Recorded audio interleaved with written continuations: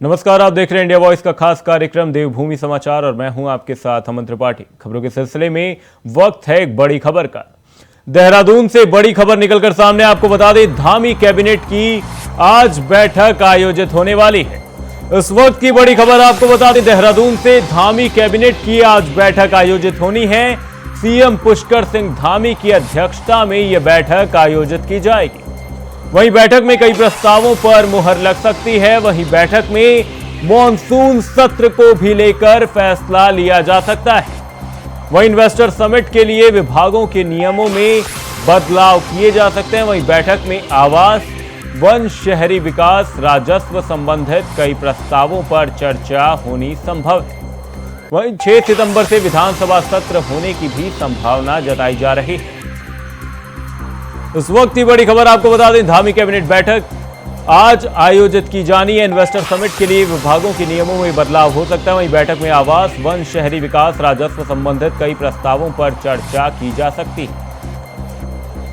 वहीं 6 सितंबर से विधानसभा सत्र होने की भी संभावना है। इस वक्त की बड़ी खबर आपको बता दें देहरादून से, जहां पर धामी कैबिनेट की बैठक आयोजित की जा सकती है।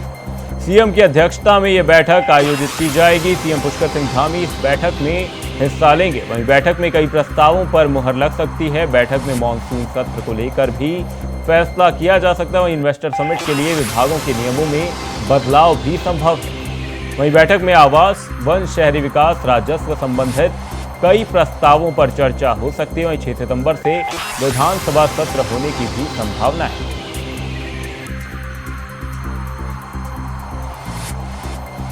इसी खबर पर हमारे संवाददाता देहरादून से तुषार गुप्ता हमारे साथ जुड़े हैं। तुषार, मैं आपसे जानना चाहूंगा, जो कैबिनेट की बैठक आयोजित होनी है, इसमें क्या कुछ अहम मुद्दे रहने वाले हैं जिन पर आज चर्चा होने की उम्मीद है?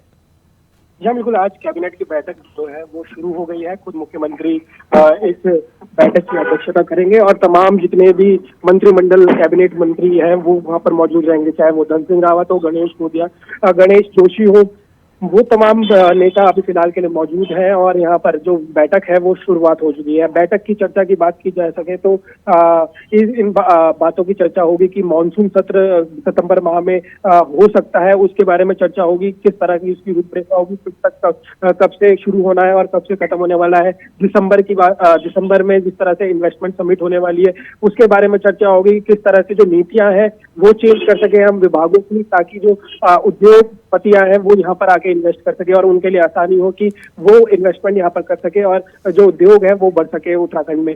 तो इन तमाम चीजों को लेकर बैठक में फैसले लिए जा सकते हैं। साथ साथ शिक्षा, स्वास्थ्य, राजस्व, गृह और वन समेत अन्य विभागों में प्रस्ताव पर मोहर भी लग सकती है। और साथ साथ ये बात भी सामने आ रही है कि स्कूलों में प्रिंसिपल को प्रति पीरियड के हिसाब से शिक्षक रखने की एक प्रस्ताव आया था सामने, उसको भी रखा जा सकता है। उसमें भी चर्चा हो सकती है। विधानसभा को लेकर भी चर्चा हो सकती है। तो तमाम चीजें हैं।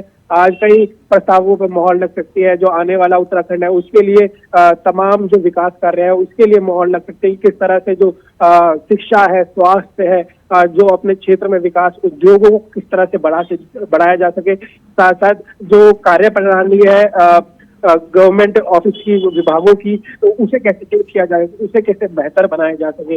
इन तमाम मुद्दों को लेकर आज बैठक आयोजित हुई है और फिलहाल जो बैठक है वो चल रही है। जी, साथ ही तुषार, आपसे जानना चाहूंगा, बागेश्वर उपचुनाव को लेकर भी क्या कोई चर्चा होने की इस दौरान संभावना है?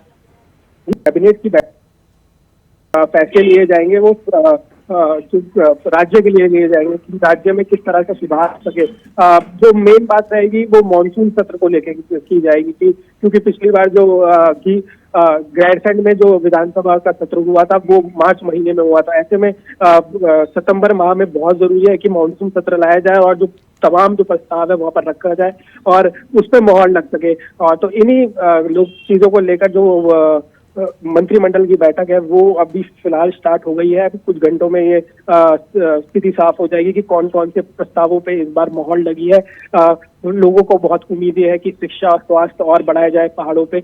उसको लेकर कार्य प्रणाली की बात की जाए, जो विभागों में चल रही है उसे चेंज किया जाए, नीतियां चेंज की जाए जिससे उद्योग बढ़े। तो तमाम चीजों को लेकर आज मंत्रिमंडल में फैसला लिया जा सकता है और जो आने वाले चुनाव है उसके मद्देनजर भाजपा भी ये देखेगी कि किस तरह से जो स्कीम्स लाई जाए जिससे जन जन तक वो पहुंचा सके और अपना प्रचार प्रसार बढ़ा सके। जी वहीं तुषार, क्या यहाँ पर जो बारिश को लेकर उत्तराखंड में भारी नुकसान देखा गया, क्या इसे लेकर भी चर्चा की जा सकती है इस बैठक के दौरान?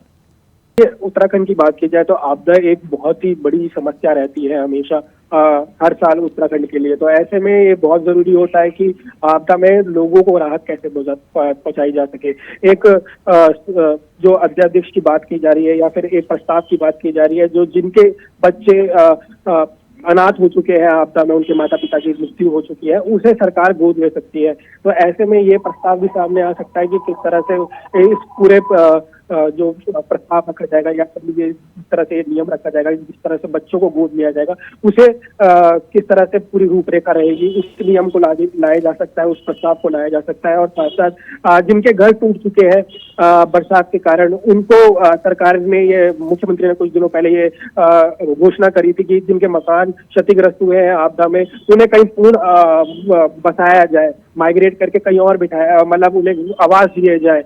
ऐसे में देखना होगा कि कौन कौन से जो आपदा को राहत पहुंचाने के लिए लोगों को, उसके लिए कितना सरकार प्रतिबद्ध है और किस तरह से जो नियम है या फिर प्रस्ताव है आपदा के लिए लाती है। तो लोगों की मांग भी है कि जो मंत्रिमंडल की बैठक हो, इसमें कुछ प्रस्ताव लाए जाए जिससे जो आपदा में प्रभावित लोग हैं उन्हें राहत पहुंच सके। तो अब देखना होगा कि कुछ घंटों बाद ये स्थिति साफ हो जाएगी, कौन कौन से ऐसे प्रस्ताव हैं जिससे लोगों को राहत पहुंचेगी, क्योंकि आपदा में हजारों करोड़ का नुकसान हो चुका है। ऐसे में सरकार को भी सोचना होगा कि किस तरह की नीतियां वो लाए जिससे जो प्रभावित लोग हैं, आपदा प्रभावित लोग हैं, उन्हें राहत पहुंच सके।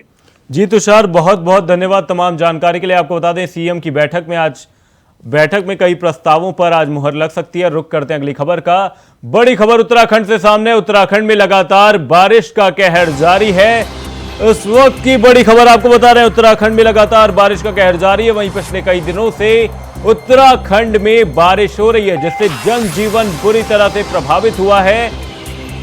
जनजीवन अस्त व्यस्त हो गया। वहीं उफान पर प्रदेश की कई नदियां और नाले देखे जा रहे हैं। वहीं देहरादून, टिहरी, पौड़ी, हरिद्वार, नैनीताल में ऑरेंज अलर्ट जारी कर दिया गया है। चंपावत, उधम सिंह नगर और बागेश्वर में भी अलर्ट जारी किया गया है। आपदा विभाग और सरकार ने लोगों को नदी नालों से दूर रहने को कहा है। इस वक्त की ये बड़ी खबर आपको बता रहे हैं, उत्तराखंड में पिछले कई दिनों से लगातार भारी बारिश हो रही है।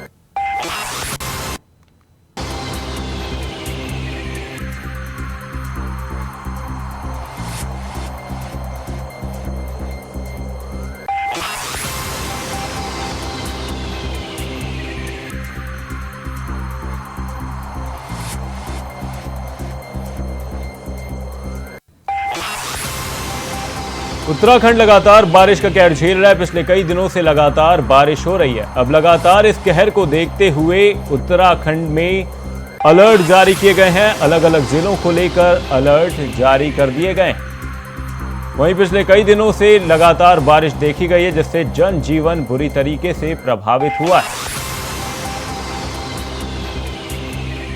वहीं इस वक्त प्रदेश के कई नालियां और नदियां इस वक्त तूफान पर हैं। जनजीवन बुरी तरीके से प्रभावित हुआ है। देहरादून, टिहरी, पौड़ी, हरिद्वार और नैनीताल में ऑरेंज अलर्ट जारी कर दिया गया है। चंपावत, उधम सिंह नगर और बागेश्वर में भी अलर्ट जारी किया गया है।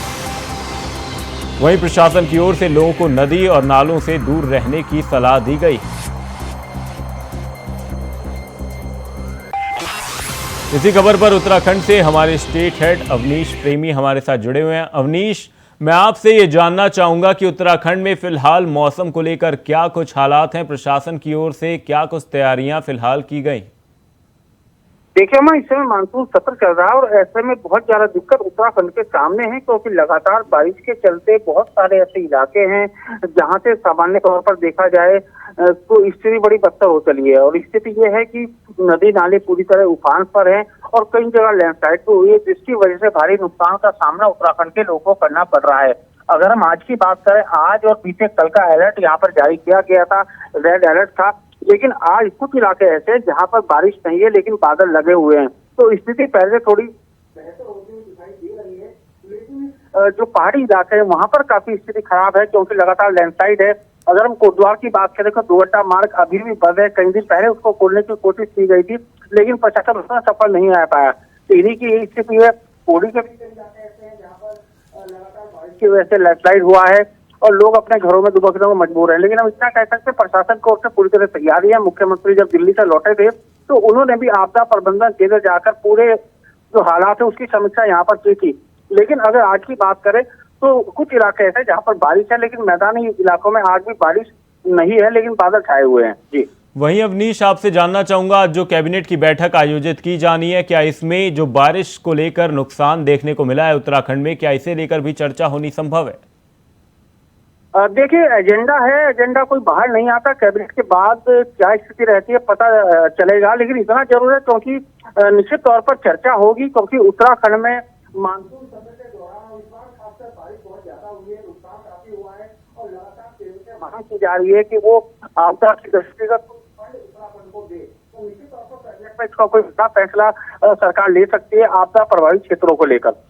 वहीं अवनीश, आपसे जानना चाहूंगा, लोगों के लिए क्या कुछ व्यवस्थाएं की गई हैं जिनके घर तबाह हो गए इस बारिश के चलते, जिनका जनजीवन बुरी तरीके से प्रभावित हुआ है, उन लोगों के लिए सरकार की ओर से क्या कुछ इंतजाम फिलहाल किए गए?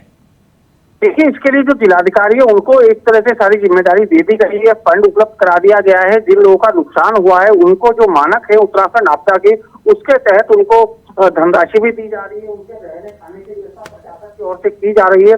और जहाँ पर स्थिति बहुत ज्यादा खराब है वहाँ पर खुद जो है लोगों के रुकने के लिए आश्रय स्थल बनाए गए हैं। तमाम जो स्कूल हैं वहाँ पर उनके रुकने की व्यवस्था की गई है।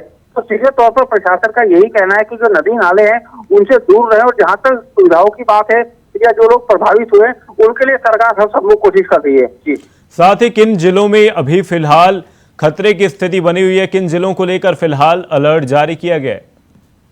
देखिए, अभी पिथौरागढ़, उधम सिंह नगर, नैनीताल, कुमाऊं और गढ़वाल के कुछ इलाके जिसको लेकर अलर्ट है, और आज और कल का ही अलर्ट है। लेकिन इस तरह की संभावना जताई जा रही है कि आने वाले दिनों में भी बारिश इस इलाकों में हो सकती है। तो अभी फिलहाल क्या कुछ अपडेट है कि बारिश ये कितने दिनों तक और जारी रहने वाली, जिससे कि उत्तराखंड में ये जो जनजीवन प्रभावित हुआ है इसके बाद से पटरी पर सब कुछ लौट सके? अमन, अभी जो अलर्ट था ये आज और बीते कल का था, लेकिन इस तरह की संभावना है कि आगे भी इस तरह के हालात रह सकते हैं अभी कुछ दिन और। हालांकि अलर्ट जो है आगे का जारी नहीं किया गया है, लेकिन आज और कल इसी तरह की स्थिति रहने की बात यहाँ पर मौसम विभाग की ओर से की गई थी। बहुत बहुत धन्यवाद अवनीश तमाम जानकारी के लिए। बारिश के कारण उत्तराखंड में जनजीवन बुरे तरीके से अस्त व्यस्त हो गया। उत्तराखंड में लगातार बारिश का कहर जारी है। रुक करते देहरादून से अगली बड़ी खबर का। देहरादून से खबर सामने। एयरपोर्ट पर चेकिंग के दौरान लाखों का सोना पकड़ा गया है। इस वक्त की बड़ी खबर आपको बता दें देहरादून से, जहां पर एयरपोर्ट पर चेकिंग के दौरान लाखों का सोना पकड़ा गया। प्राइवेट पार्ट में तस्कर सोना छुपाकर लेकर जा रहा था, जिसके बाद से तस्कर को गिरफ्तार किया गया। दुबई से लखनऊ की फ्लाइट के जरिए ये युवक देहरादून आ रहा था। वहीं एयरपोर्ट पर तस्कर को सीआईएसएफ ने गिरफ्तार किया है। तस्कर के पास से आधा किलो सोना बरामद किया गया है। वहीं सोने की कीमत की अगर बात करें तो कीमत 27 लाख रुपए बताई जा रही। खबर देहरादून एयरपोर्ट से सामने, जहां पर तस्कर को गिरफ्तार किया गया, जो अपने प्राइवेट पार्ट में सोने को छुपाकर लेकर जा रहा था। इस दौरान उसकी गिरफ्तारी की गई। एयरपोर्ट पर चेकिंग के दौरान लाखों का सोना पकड़ा गया।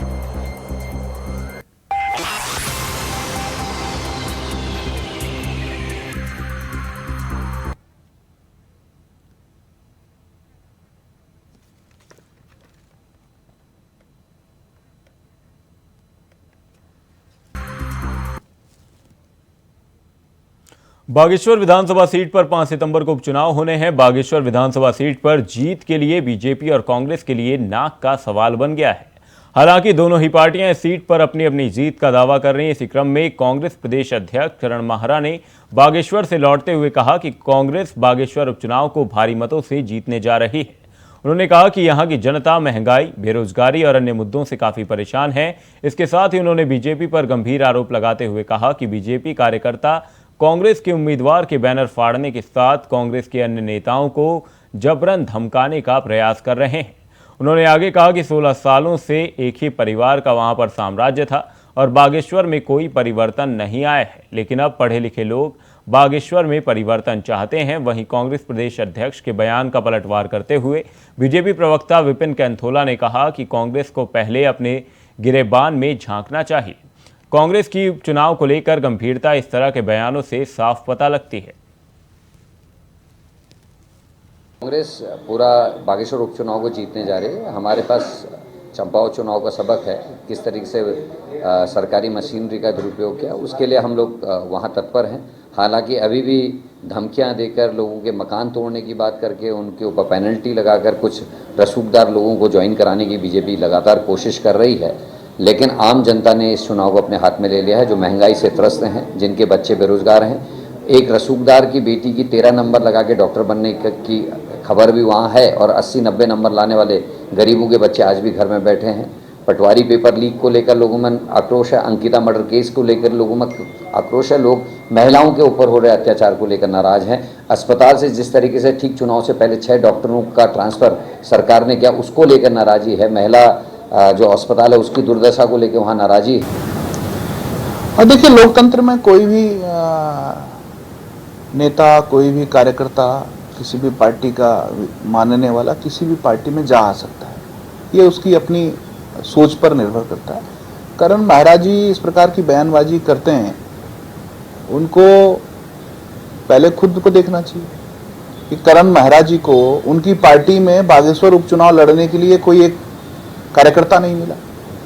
बाहर से आयातित करके कार्यकर्ता लेके आए, बाहर के एक पार्टी के नेता को चुनाव लड़ाने के लिए लेके आए और इस प्रकार की आरोप प्रत्यारोप करते हैं। ये गंभीर लोग नहीं है और ना ही इनके अंदर गंभीरता दिखती इनके बयानों में। आप इस प्रकार के गंभीर आरोप लगा रहे हैं, डराए धमकाकर। देना इस प्रकार से कोई सबूत की इस प्रकार की बातें हुई हैं। केवल बयानबाजी करना, बतौलेबाजी करना आज कांग्रेस के नेताओं का काम रह गया, कांग्रेस के तमाम प्रवक्ताओं का काम रह गया। ये अच्छी बात नहीं है।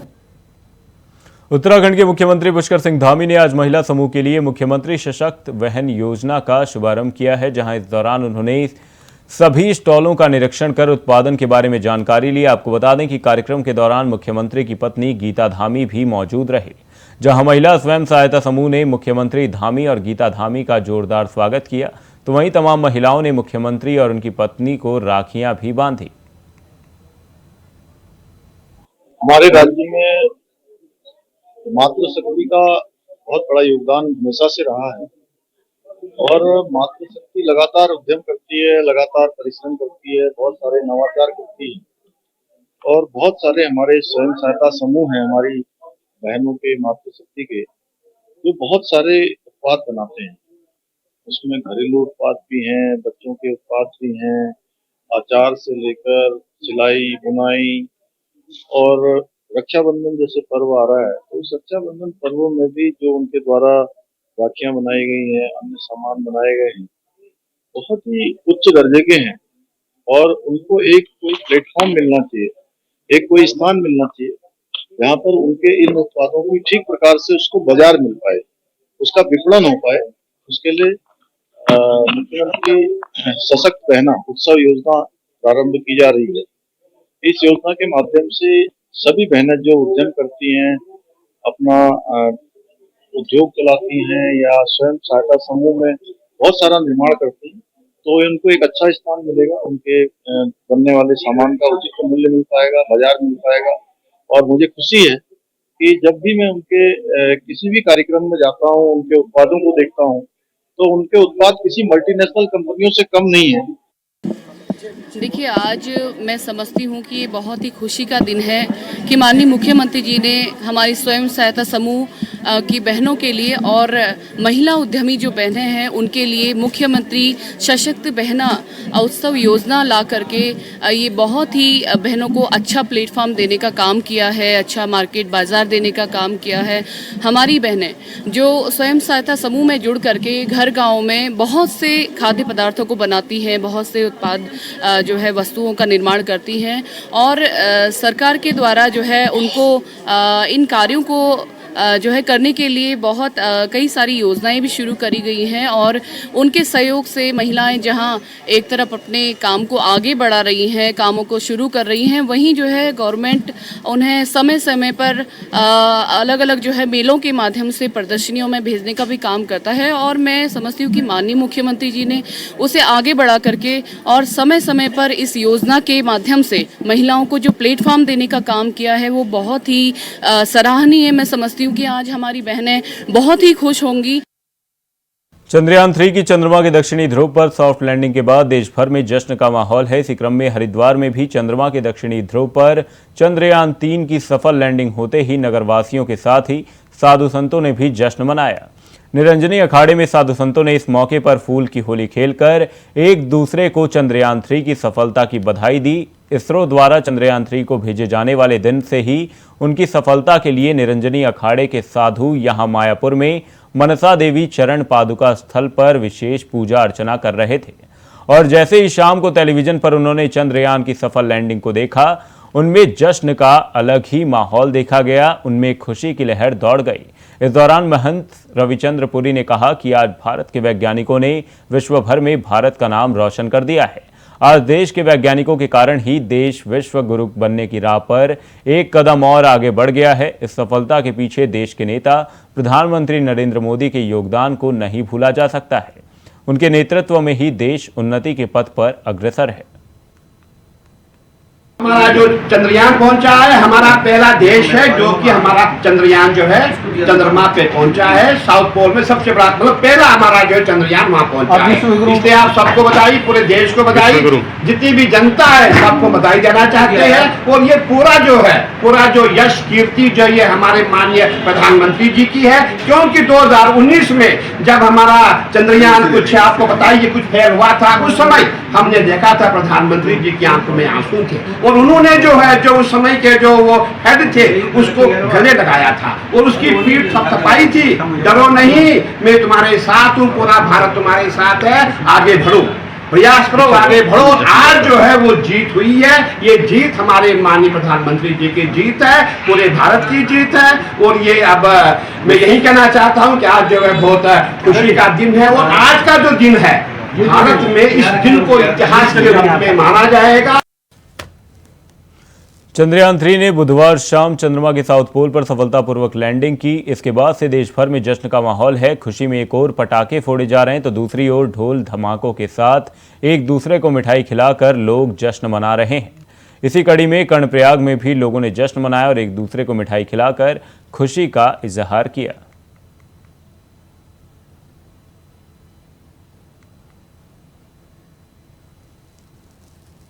चंद्रयान 3 की सफलता के बाद पूरे देश में जश्न का माहौल है तो वहीं हरिद्वार में भी चंद्रयान 3 की सफल लैंडिंग होने पर श्री गंगा सभा हरिद्वार के जरिए मां गंगा की विशेष आरती की गई और हर की पौड़ी पर आने वाले श्रद्धालुओं के बीच मिठाई बांटकर खुशी मनाई गई।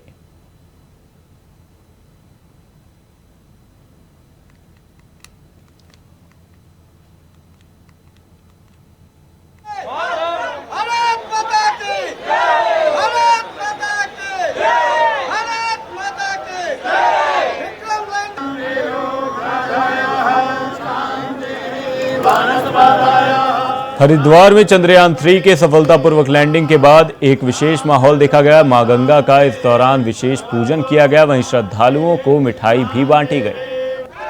चंद्रयान 3 को लेकर जश्न का माहौल हरिद्वार में भी देखा गया, जहां पर एक दूसरे को मिठाई खिलाकर लोगों ने जश्न मनाया और मां गंगा का इस दौरान विशेष पूजन किया गया।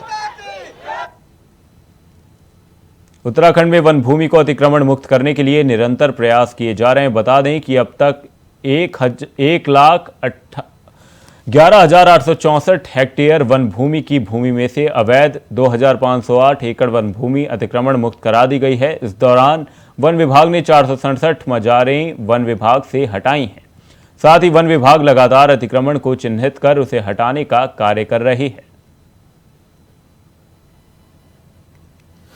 मुख्यमंत्री पुष्कर सिंह धामी के निर्देश पर पूरे उत्तराखंड में अतिक्रमण हटाओ अभियान चल रहा है और हमारे साथ इस अभियान के नोडल अधिकारी डॉक्टर पराग धराते मौजूद हैं। सर, बात की जाए अब तक कितना अतिक्रमण हटा चुकी है वन विभाग?